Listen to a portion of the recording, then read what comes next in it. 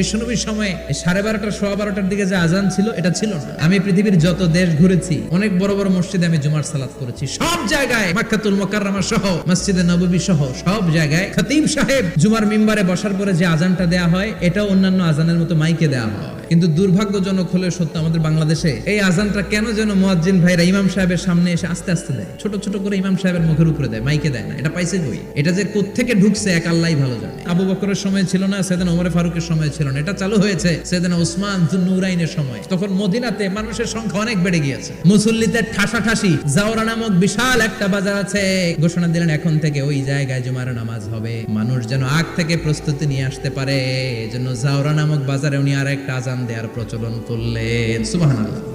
সেখান থেকে আজ অবধি আমরা এই অতিরিক্ত আজানটা দিয়ে থাকি। এটা নবীর সুন্নাত না, এটা সাহাবীর সুন্নাত। বিশ্ব নবীর সুন্নাহ মেনে নেওয়া যেমনি আবশ্যক, 4 খলিফার থেকে পাওয়া সুন্নাতগুলো মেনে নেওয়া আবশ্যক।